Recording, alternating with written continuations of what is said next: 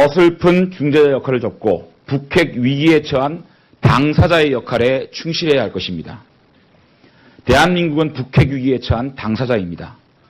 이번 미북 정상회담은 최우선적으로 대한민국의 국가 안보를 최우선적인 목표로 삼아야 할 것이며 회담의 결실은 북한의 완전하고 영구적인 핵폐기에 대한 확답을 얻는 것이 되어야 합니다.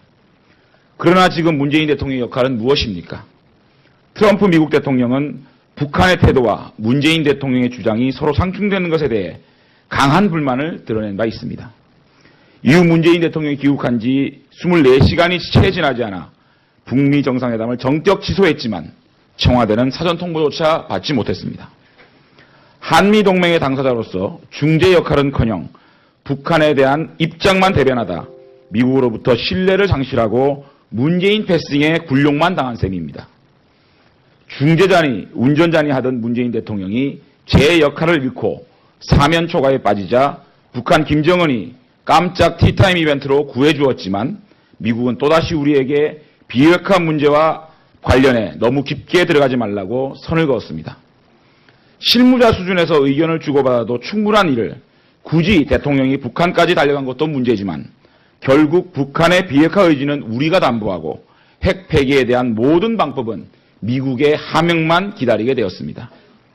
만약 미국이 핵 폐기가 아닌 자국의 안전만 고려한 ICBM 폐기와 핵 확산 방지 약속만 받고 북핵 문제를 타결하려 한다면 우리에게 돌이킬 수 없는 그 엄청난 재앙은 어떻게 감당할 것인지 묻지 않을 수 없습니다.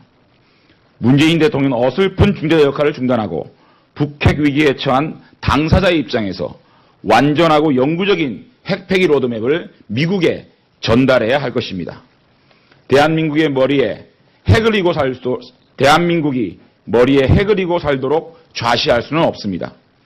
미북 정상회담은 북한의 완전하고 영구적인 핵폐기의 출발점이 되어야 함을 다시 한번 강조합니다. 자유한국당은 확고한 힘의 우위와 국제사회의 단단한 공조를 토대로 북한의 완전하고 영구적인 핵폐기를 통해 국가의 안보 이익을 수호하고 한반도 평화 시대를 열어가겠습니다. 이주민 서울경찰청장은 수사 주체가 아니라 수사 대상임을 알아야 합니다. 차기 경찰 총수직에 눈독을 들이고 있는 이주민 서울경찰청장의 정권 실세 감싸기가 눈물겹습니다.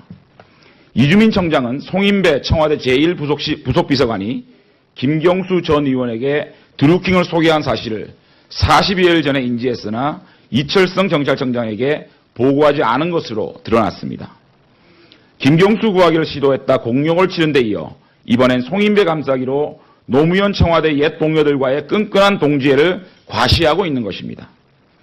민주주의 질서를 뿌리채 흔든 국기문란 사건인 드루킹 게이트에 문재인 대통령을 지근거리에서 보자 하는 핵심 측근이 연루된 충격적인 사실을 경찰 수사를 총괄 지휘 감독하는 경찰청장에게 보고하지 않은 것은 명백한 지휘체계 위반입니다.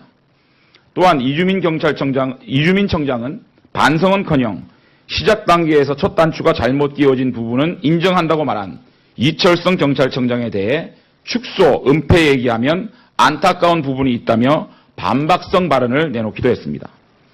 직속 상관은 안중에도 없고 오직 청와대만 바라보는 권력지향적 정치경찰의 전형적인 모습을 보여주고 있는 것입니다. 직속 상관 패싱 기법은 물론 청와대 직거래 기법, 은폐 기법, 시치미 기법, 남탓 기법은 타의 추정을 불허합니다. 이주민 청장은 수사 주체가 아니라 수사 대상임을 알기 바랍니다. 더 이상의 출세욕은 버리고 자신에게 향할 특검 수사를 기다릴 것을 권합니다. 이상입니다.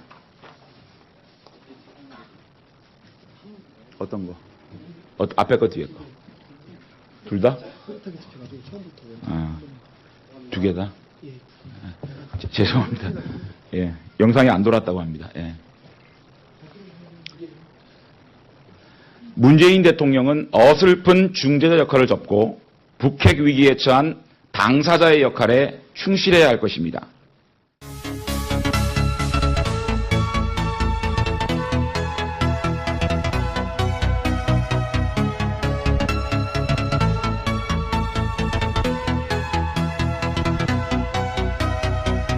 북한의 비핵화 의지는 우리가 담보하고 핵 폐기에 대한 모든 방법은 미국의 하명만 기다리게 되었습니다.